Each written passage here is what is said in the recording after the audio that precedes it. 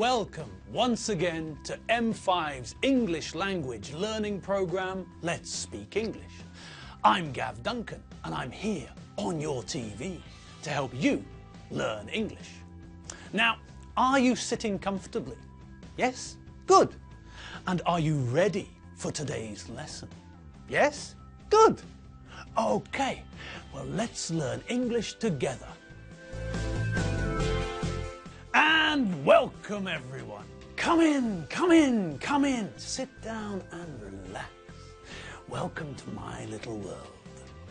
Okay, now how are you all today? Is everything fine? Is the cat relaxed? Is the goldfish, well, doing fishy things? Is Gusti the dog calm enough to try yoga? It is, and he is. Well, that's terrific. In that case, grab yourself a cup of coffee and a chocolate biscuit and let's jump into the wonderful world of English. Now, do you remember what we were about to do at the end of yesterday's lesson? That's right, just before Enid made her appearance. Well, I haven't forgotten, so let's start with those sentences, shall we? Okay, good. Now, let's have a look at some sentences. In these sentences, I want you to look at the sentences and decide if the form of the verb is correct or incorrect. If it's wrong, then correct it. Number 1. Water boils at 100 degrees Celsius. Number 2. The water boils. Can you turn it off, please? Number 3.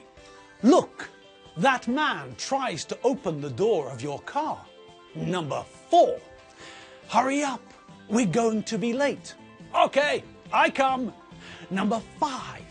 Georgi is very good at languages. He's speaking 4 languages. Okay, so how did you get on? Was that difficult or easy?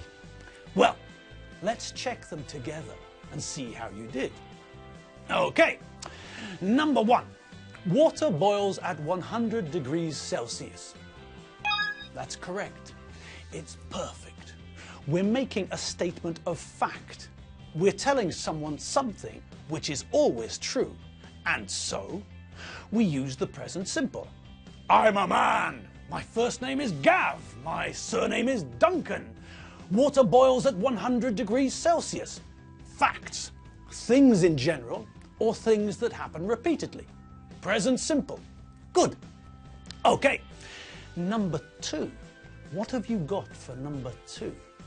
The water boils. Can you turn it off, please? Wrong. Here we need the present continuous. We're in the kitchen, cooking, and I'm busy. I can see that the water is boiling. It's happening now when I'm speaking, and I'm asking you to turn the heat off to stop it boiling. Present continuous for actions happening at or around the time of speaking. It's happening now when I'm talking. It's the present continuous. Next, number 3. What do you think? Look, that man tries to open the door of your car. Wrong. We're in your flat looking out of your window and I can see something happening now when I'm speaking. Present continuous for things happening at or around the time of speaking. That man is trying to open your car door now when I'm talking. It's the present continuous. Next, hurry up, we're going to be late. Okay, I come. Wrong. The first part of the sentence is correct. I'm using going to because I can see that something is sure to happen. I'm sure of it, so I use going to. But the reply is in the wrong tense. You're telling me that you're coming now when we're talking. Action at or around the time of speaking. it's present continuous. We're not talking about something that happens in general, like I come to work at 8:30 every weekday. No, here we're talking about something happening now, at the time of speaking. It's present continuous. And the last one, number 5. Józsi is very good at languages. He's speaking 4 languages. Wrong. Józsi may be very good at languages, but this is a general idea, not something which is happening now, at the time of speaking. Nobody is speaking 4 languages. We can only speak 1 language at a time. We can say that someone speaks 1 or 2 or 3 or 15 languages, but we can't say someone is speaking more than 1 language. It's impossible. We all have 1 mouth and 1 tongue. We can only speak 1 language at a time. So Józsi is very good at languages. He speaks 4 languages. Okay, so let's recap.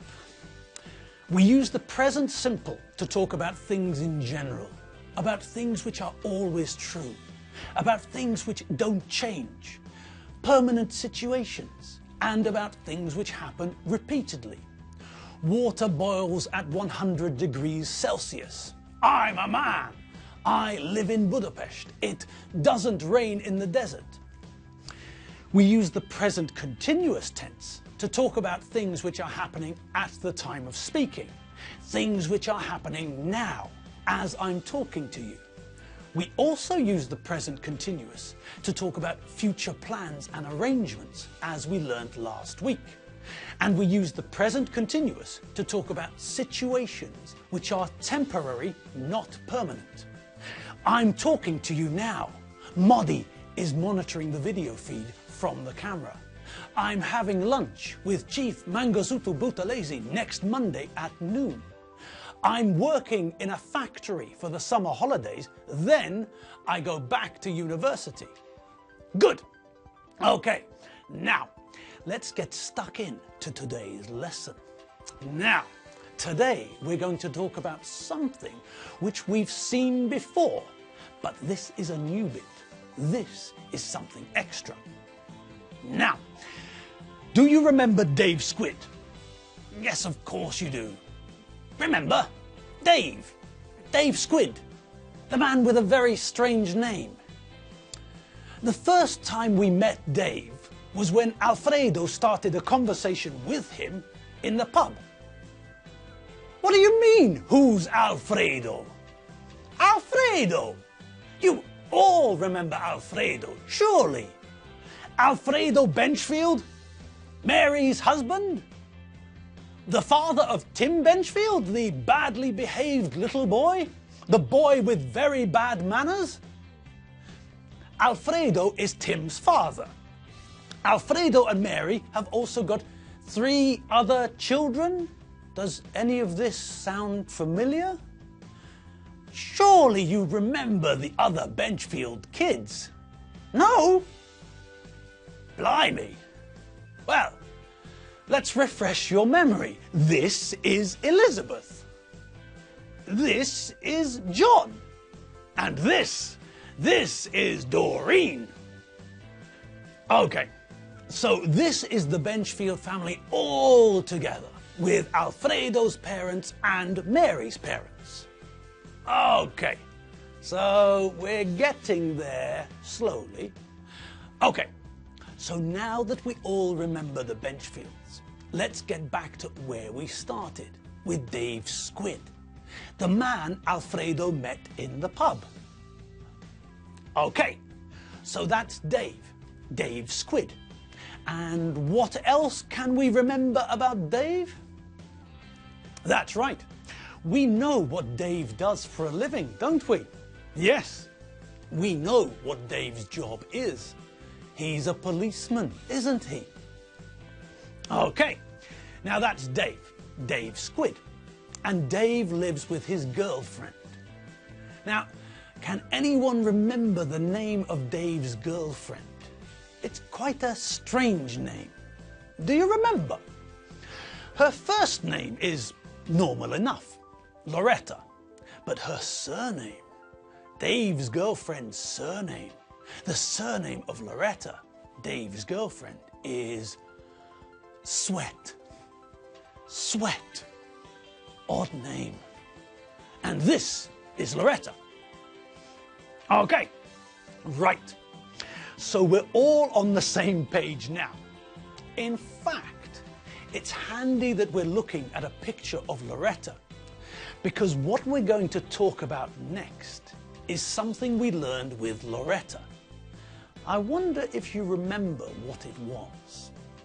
And now, yes, it's that time again. It's time for Enid. Enid, are you there? Come on down. What's up, people? Hello, hello, it's me, Enid. Now, yesterday I had to rush off, but when I was out having cocktails, I remembered that I didn't finish telling you where I'd been. Now, I told you that I had DOMS, and DOMS is an acronym, just like NATO and NASA. DOMS stands for Delayed Onset Muscle Soreness. Delayed means that something starts late. If a train is delayed, it's late.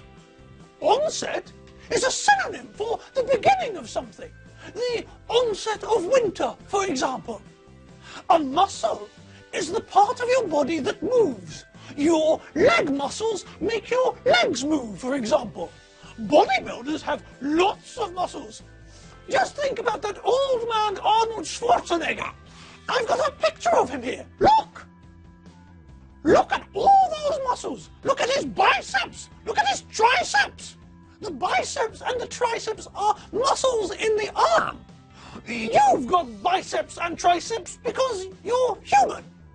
Hopefully, your biceps and triceps don't look like Arnold's. I'm an electric eel, so I don't have biceps or triceps. Anyway, where was I? Oh yes, soreness. Soreness is just a synonym for pain. If something's painful, it's sore. Now, when we look at this acronym, we can see that people wanted it to be like a word. We can't say DOMS, but if we use the word start instead of onset and the word painful instead of soreness, then we get we can't say that as a word. Sometimes when someone develops an acronym, they make sure that it can be used as a word. Do you remember the NASA acronym? Well, there the same thing happened. The "and" was left out. So when someone makes a new acronym, they often think about how it will sound. They want to make a word or a nice collection of letters to replace the mouthful. And speaking of mouthfuls, I'd better get going. I've got to feed Keith. He needs a mouthful of his favorite cat food. Yes, it's true. He's a pheasant, but he loves cat food. He's a little bit strange, really. Anyway, I'd better go and feed him, otherwise he'll be irritable. Toodaloo, pip pip, chitty bye. And she's off. Off to feed cat food to a pheasant. Keith is pretty strange, isn't he? Completely bananas, if you ask me, but don't tell him. Don't let him know that I said that Keith's bananas. Keith's bananas, and he's pretty dangerous. Just ask Rupert. Okay, so Enid's off and so are we. Thanks for watching M5's English language learning program, and don't forget www.m5tv.hu. That's where we store all of our lessons for you to watch again and again and again. Okay, this is M5 and I'm Gav Duncan. See you tomorrow, same time, same place. See you later. Bye.